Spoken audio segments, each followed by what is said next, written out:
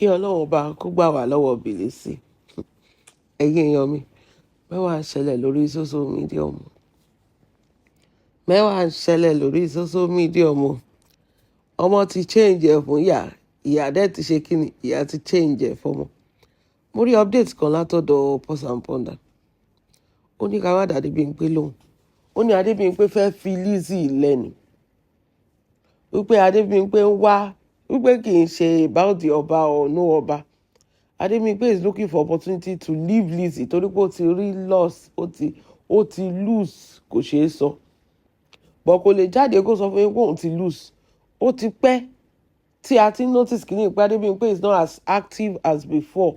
ká sọ pé right ìgbà tó fẹ́ gbaṣẹ́ lọ́wọ́ ẹ̀yẹn. ó ti pẹ́ tá a ti notice kìíní.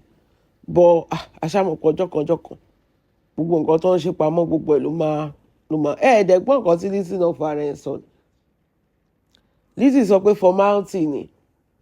Lizzy náà mọ̀ pé mọ̀mọ́ ó ti Lizzy ẹ wò ẹ lọ fọkàn balẹ̀. Lizzy máa ṣe kí ni, ó máa gbé wa débẹ̀. àbí kí n ṣe ṣọlá pé Lizzy máa gbé wa débẹ̀. gbogbo nǹkan tó ṣètì lè fi jó tí gbogbo ẹ̀ wá di yam pepper scatter báyìí, ó máa gbé wa débẹ̀. another thing tí mo ti fẹ́ kẹ́ tún wò ni pé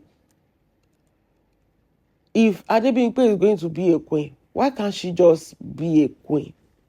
Why did she feel like, let me remove myself from fracas? Lizzy is trying to defend herself wípé òun ò ṣe fracas ọ̀dọ̀. Lizzy fracas ló ń ṣe. Coming for people that did not go for you. ṣé pé fọmọ nǹkan tó ń pè fracas nìyẹn. ìwọ gangan ló wà educated. You don't want to do fracas and you are doing fracas. Ṣé o gbowó lórí fracas tó ń ṣe ni? Are you not monetized? You are. Your page is monetized. O ń gbowó lórí fracas ẹ̀ náà. You are on TikTok, you are on every platform ló wà. And nǹkan tẹ́mi fẹ́ kó understand ni pé sórí actions ẹ̀, nǹkan tó táwọn èèyàn fi ń sá fún ẹ, you don't understand that your own actions is affecting people's lives negatively. Bẹ́ẹ̀ni, you think they are throwing you under the bus. No. I have explained this thing. Okay, where MHM lost our customers. Like, kì dẹ́ ṣe pé ó rí nǹkan kan gbà lọ́wọ́ ẹ̀ náà tábà sọ pé okay, ó wọ̀ tí gbogbo rubbish tẹ̀jọ́ ń ṣe papọ̀. She lost customers. She lost people. wọ́n sọ fún pé àwọn ń lọ. wọ́n kàn déédéé ṣe kí ni, wọ́n sọ tó ti ń support èèyàn tó ń ṣépè fọmọ, wọ́n kàn disappear. oúnjẹ ní MHM ń tà, ibẹ̀ ló ti ń tọ́jú àwọn ọmọ ẹ̀ náà. She lost her customers, she lost everybody, her fans. Her page was dry. MHM tá a mọ̀ tẹ́lẹ̀ gan kì í ṣe kí ni, page ò kì í dry bẹ́yẹn. wọ́n Adebimpe náà, Adebimpe bó ṣe wà yẹn, ó fẹ́ lè lose the nursing license yẹn. It's not a matter of formality. You know she has been, ó ti ń sọ fún ẹ lẹ́yìn pé òun fẹ́ kúrò, òun fẹ́ máa lọ. Tí mo bí bẹ́ẹ̀ ṣe fẹ́ sọ ni, she saw the opportunity and she took it. She has been wanting to live for a long time. Especially ìgbà tí Yínká TNT yẹn ṣẹlẹ̀, she wanted to go. Petition, mọ̀ pé wọ́n sign petition ṣá for Adebimpe to be removed from nursing. Ọlọ́run ló máa yọ. You always think that life revolves around you. That is what you cannot see. People have life outside fracas. Ẹ worú tí kíní tó ṣẹlẹ̀, tí Mama Sita tó ṣẹlẹ̀. Mama Sita was mouthing off the things she's not supposed to say. Mama Sita is forgetting that, okay, this is 2026 fracas. Ó yàtọ̀ sí 2023 àbí 2013. This time, tó bá sọ ọ̀rọ̀ tí ó yẹ kó sọ, wọ́n á gbé ìjà ẹ̀, kò sí pé kíní. Tó bá defame character èèyàn, wọ́n á gbé ìjà ẹ̀. Tó bá ní nǹkan tó gbé dání, Adebimpe mọ̀ pé òun gbé nǹkan dání. She thought that Lizzy can protect her in United Kingdom. How daft can somebody be? You are a nurse, registered nurse. and you were ṣépè online òun ṣépè fọmọ kíkan online torí pé ó fẹ́ gbèjà Lizzy. I don't know what was going on in her mind though. Bóyá 100,000 tí Lizzy ń fún yẹn. Bóyá ìyẹn nìkan ló rò pé that is all about it. Ìgbà tó write petition tó sọmọ ẹ̀ lálákọ̀ọ́kọ́ lẹ́lẹ́ẹ̀kejì ẹlẹ́ẹ̀kẹta báyìí they are not going to take it lightly with her. Ẹsẹ̀kẹsẹ̀ ló drop tó bẹ̀rẹ̀ sí fúnra ẹ̀ lórí pípé. Nǹkan tí mo dẹ̀ máa ń sọ fún yín nìyẹn. Lizzy doesn't understand the consequence of her actions. Lizzy bó ṣe wà yẹn tóun bá ṣàtìwà nulẹ̀ tóun ti ra dátà ó ti tán. Gbọ́ tó ń sọ pé òun mọ dísù. Lizzy is in Nigeria. Àwọn tó ń support ẹ̀ they are outside Nigeria. Outside Nigeria hustler ground ní ẹ gbàgbé. Gbogbo nǹkan tó bá ṣe ló máa tell. Okay, MHM ò sínú professionalism náà ṣe business ló ń ṣe. Kí lẹ rò pé ó fi sá fún Lizzy? Èèyàn tó ń ṣe business àwọn customer ń sá fún. Àwọn customer ò sọ fún o. Ṣé mọ̀ pé Adebimpe àwọn ọ̀gá ẹ̀ pé ṣe ti understand èsì wọ́n query ẹ̀. Àwọn èèyàn sign petition wọ́n fẹ́ gbaṣẹ́ lọ́wọ́ ẹ̀ ìyẹn confam ni MHM business ló ń ṣe. Àwọn èèyàn rọra yọ lọ ni kò sẹ́nibọ̀dì tán òun lọ̀gá rẹ̀ kò sẹ́nibọ̀dì tán máa report ẹ̀ fún wọn ọkàn ya arajà lọ́wọ́ ẹ̀ ni ọmọ yẹn dẹ̀ ń lose the sales.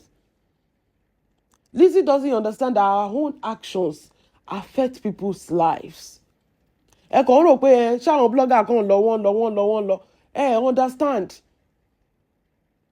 Understand ṣé wàá torí pé o fẹ́ gbèjà èèyàn fracas tá a mọ̀ pé okay o bú mi mo bú ẹ mo gbèjà ẹ mo jà fún lágbájá kò kì í sábà jẹ́ èèyàn kì í lose anything. Kẹ́tì understand ti saga Lizzy kò tán rí ibi tí problem wà nìyẹn. Tẹ́ bá ṣe saga a month 2 months ó pẹ́ tán 3 months ẹ ti kúrò lórí ẹ̀. Lizzy has been on social media for 6 years and she wants everybody to be fighting for her. Tó bá dẹ̀ ti bẹ̀rẹ̀ sí jà fún Lizzy báyìí page ẹ máa ṣe kí ni page ẹ máa ó lọ nìyẹn gbàgbé. Your page is gone. Tó bá ti ń jà fún Lizzy báyìí page ẹ máa dry ò ní lè rí nǹkan míì ṣe ọ̀rọ̀ Lizzy ló máa gbé sórí.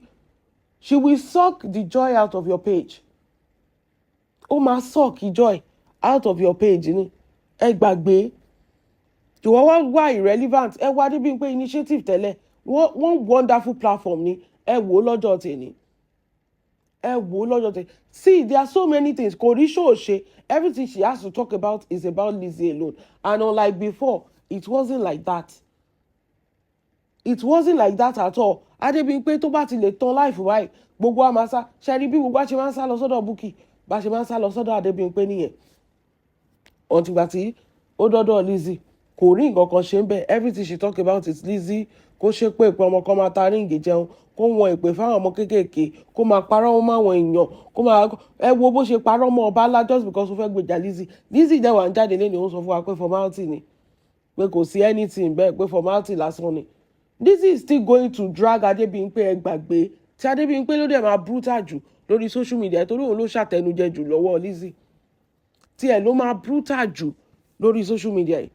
Lizzy mẹ́yẹ bọ̀ lápò ni mọ Ṣọlá pé Ọlọ́run ẹ̀yìn ẹ̀yìn lẹ̀ mọ́ ó mẹ́yẹ bọ̀ lápò ni gbogbo nǹkan t'Adebimpe sọ yẹn wípé òun ò ṣe fracas mọ́ Lizzy máa kí orí kí ìyá ẹ̀ fún lórí social media ṣe àsọ fún wa yẹn ni ṣe àsọ ẹ̀rí báwọn èèyàn ṣe ń drag yẹn ni ọba ńlá sọ pé tó bá dé Nàìjíríà tó bá try láti wá jẹ olórí Nàìjíríà òun máa arrest ẹ ni wípé torí pé ó sọ pé òun gbé cocaine torí pé ó ń defend Lizzy. Lizzy ló jáde lẹ́ni tó ń sọ fáwa pé Adebimpe kò jà fóun o kò ṣe anything fóun o wípé gbogbo nǹkan tó ṣe ara ẹ̀ ló ṣe fún ó wù ló ṣe. Is it the same Lizzy?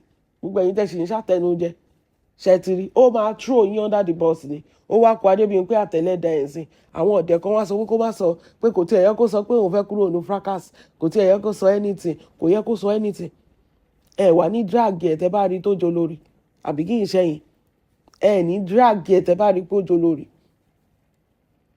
A lot of things lórí social media yìí mi kàn máa ń wò pé ṣe mọ̀ I understand bó ṣe ń lọ dáadáa I understand bó ṣe ń lọ ṣe rí Lizzy kò ta nǹkan kan o ẹ̀rí tó tún sọ fún wa pé òun ò ta California mọ́ wípé òun tún fẹ́ máa ta kí ló pè sí Palm Island ó fẹ́ change advert yẹn nítorí ó ti rí pé inú ti ń kùn lórí advert yẹn wípé ó ti advertise ilẹ̀ for the past 300 years ago ó ti advertise ṣé kò ó tí ì tà tán ni kò ti mú another location kò ta nǹkan kan ẹ gbàgbé so bó kàn ń wá Adébímpé àánú ẹ̀ kàn ń ṣe mí ni sórí ibi tá Adébímpé fojú sí ọ̀nà ògbàbẹ̀ ṣe rí gbogbo àwọn èèyàn tó sọ pé àwọn máa drag Adébímpé yẹn àwọn kọ́ ló máa drag Adébímpé Lizzy fún ara ẹ̀ ni ọ̀tá Adébímpé lọ́wọ́ tá a wà Lizzy máa drag ó máa fi ojú Adébímpé gbolẹ̀ because how dare Adébímpé live without anything pé báwo ló mọ̀ pé ìṣòro Lizzy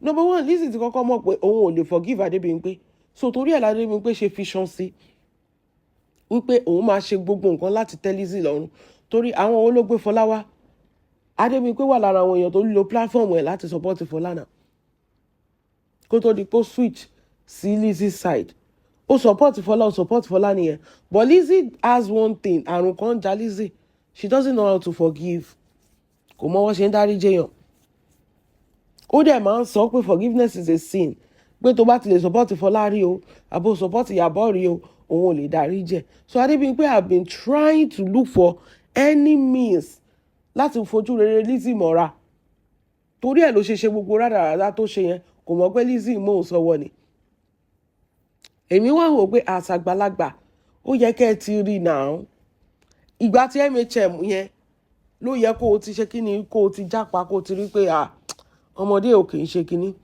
MHM ò ṣe nǹkan kan fún náà bọ̀ ìwọ torí àtẹnujẹ o rò pé since MHM has left owó tó ń fún MHM ó máa fún wọ nǹkan tó ṣe ẹ́ ní Adébímpé torí ebi ń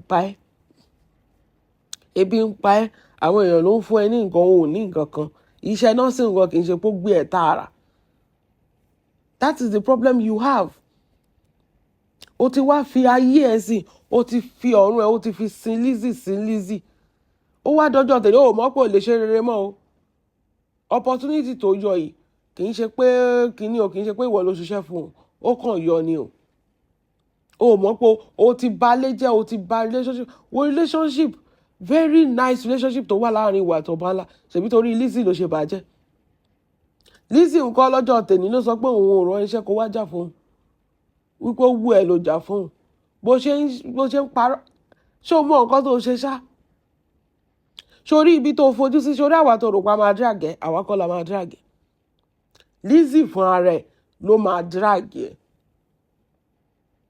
Lizzy fún ara ẹ̀ ló máa bá tiẹ̀ jẹ́ ní ọ̀dọ̀ gbàgbé ẹ wò ẹ sọ pé lẹ́yà tí mo sọ bẹ́ẹ̀ Lizzy fún ara ẹ̀ ló máa bá Adébímpé jẹ́ kì í ṣe Esabod kì í ṣe ọba ńlá kì í ṣe anything gbogbo agan wa máa ṣọ́ọ̀kì báyìí ni ṣebí gbogbo nǹkan táwọn ọba ńlá tó ń jà fún ni pé ó parọ́ mọ́ àwọn ó ṣe kìíní by the time táwọn náà bá rí gbogbo nǹkan tí Lizzy bá máa gbé jáde oníkálukú máa pẹ̀pì báyìí wọ́n máa wò pé ṣó tó léyìí ni gbogbo nǹkan tó ti ṣe ń kọ̀rọ̀ gbogbo ẹ̀ ní Lizzy máa wú jáde mọ Lizzy ṣá wọ́n ní kẹ́ má súnmọ́ yàn ẹ̀yin súnmọ́ yàn ẹ̀ ṣe bíi pé kinní kan gbogbo 100,000 tó wá kó fún yín ṣé ojú òwà tí yín sìn nígbà tẹ ní ìdàtí jáde láti wá sọ pé ẹ ṣe fracas mọ́ tó wá ń sọ fáwa pé ẹ ṣe fracas pẹ̀lú òun náà ṣé ojú òwà tí yín sìn ṣára yín òwà balẹ̀ sìn àtẹnujẹ tẹ́ ẹ ṣe níjọ́ kìíní àná can he save you now ẹtẹ́ lé ẹtẹ́ lóko ẹtẹ́ lọ́dọ̀ ẹbí ẹtẹ́ lọ́dọ̀ ara ibi tẹ́ ti wá lọ tẹ́ ń gbèjà gan at the end of the day kí náà ṣe they ignore you nǹkan ló ń jẹ́ kó yé yín yẹn pé formality ni wípé you have no right to say you are leaving pé formality ni pé you don't know what you are talking about nìyẹn náà Adébímpé like Lizzy is literally saying that you don't know what you are talking about wípé o mọ nǹkan tó ń sọ bó ṣe dàgbà tó wípé ọkàn formality lásán ni kò sí nǹkan kan tó kàn ẹ̀hún pẹ̀lú pé o fẹ́ kúrò ní fracas mo ní by this time it wasn't formality nígbà tó ń sọ pọ́ta Priscilla máa ta ríǹgì jẹun tó ń ṣépè fọ́ta Priscilla tó ń ṣépè fọmọ ẹ̀ kì í ṣe formality o tó ń ṣépè fún Ìyábọ̀ Òjó on her behalf gbogbo ìgbà yẹn kì í ṣe formality but nísìnyí tó sọ pé ò ṣe mọ́ òun lọ ó ti wá di formality nsìn wípé ò ṣe nǹkan kan fáwọn ò bá wọn ṣe anything nǹkan tó wù ẹ́ ló ṣe mo ní ọ̀bì bẹ́ẹ̀ ló ṣe yẹ kó dáa fún yín ẹ̀yin ìyá jàtijàti ìyá rédèrèdè ìyá àjàrà bùkà bó ṣe yẹ kó dáa fún yín náà ni torí gbogbo ayé ń sọ ẹ̀yin ilẹ̀ ti Lizzy débi tó dé ẹ lè bá sọ̀rọ̀ ṣe ti rí pé téèyàn bá ní ká méjì ó máa fi kan ṣe ẹ̀yin ló máa fi ìka yẹn ṣe ń sìn báyìí ẹ̀yin ìgbésí ayé yín Adébímpé lọ́mọ yẹn máa fi kà ṣe wọn bí yín dákẹ́ kúrò ń bẹ̀ Adébímpé forever is the day ẹ̀yin àti Lizzy ẹ máa jàkú fún Lizzy ni forever is the deal kò bìlíìfù pé ẹ lè ṣeré ó ní mo sọ pé tó bá ti lè ṣe rere báyìí ó ti dọ̀tá Lizzy nìyẹn tó bá ti lè ṣe rere táyé ẹ ti ní lọ síwájú torí normally gbogbo àwọn tó wà lọ́dọ̀ Lizzy rí sáàlì òun sọ ayé àwọn ò ní lọ síwájú Lizzy ló ń fún wọn ní purpose of living so how dare you go and become olórí how dare you kò yẹ ká yẹ ẹ tó kò yẹ kó ní ìlọsíwájú ó yẹ kó máa bá jàjà ẹ kiri ni that is what she wants ó yẹ kó máa bá jàjà ẹ kiri ni kò yẹ ká yẹ ẹ tó now the process ayé ẹ bá ti tò báyìí ó ti dọ̀tá Lizzy nìyẹn the process tó ti fẹ́ lọ jó lórí tó ò ní ṣe fracas mọ́ tó ò ní máa jà fún Lizzy mọ́ tó ò ní máa ṣépè fún àwọn ọmọ mọ́ ó ti dọ̀tá Lizzy nìyẹn Adébímpé welcome to Gaza o. Welcome to Shekini, welcome to Gaza. O ò tí ì rí nǹkan kan. Adébímpé ò tí wo wàá ké wá yohálà. Èmi tẹ̀ wọ́n sọ pé òkè yàtọ̀ sí orí burúkú tí Lizzy tẹ̀ ń bẹ́ẹ̀ ṣe tẹjọ́ bára yín ṣe. Tọ́ba ńlá yìí ló tẹ̀ ṣì ń freak me out because ṣó ọ̀pọ̀ máa jó lórí yìí báyìí. Torí ọba ńlá ti sọ pé òun ò ní gbọ́ o. Òun máa arrest ẹni o. Ṣé ẹ mọ̀ pé Wọnúọlá ò sọ fún anybody kó tó di kó lọ gbé mama síta. Kò dẹ̀ gbé kọ́ọ̀lù anybody wọ́n ti fẹ́ẹ́ pè pa kò dẹ́ anybody lóhùn so tí stop ṣe bẹ́ẹ̀ bá gbé wọ̀ náà ok wọ́n sọ fún yàn náà tó bá gbé wọ̀ náà ó máa gbé ẹ ti rùkẹ̀rẹ̀ ó máa gbé ẹ ti gbogbo nǹkan Lizzy ò dẹ̀ ní wá gbá ẹ̀ Lizzy ti jẹ́ kó yí ẹ ń sìn pé o ò ṣiṣẹ́ fún òun ò jà fún òun so kò ní wá gbá ẹ̀ ta ló máa wá sèvù ẹ báyìí Adébímpé torí o ti balẹ̀ jẹ́ o ti bọ̀nà jẹ́ tí stop ṣe bẹ́ẹ̀ bá gbé ẹ níjọ́ tó bá lọ Nàìjíríà wípé o parọ́ mọ́ pé òun gbógun olóró lọ sí China wípé ta ló máa wá gbà ẹ lẹ̀ torí Lizzy ti jẹ́ ká mọ̀ sí wípé o ò ṣiṣẹ́ fún un so gbogbo nǹkan tó ṣe fún Lizzy àṣedànù ni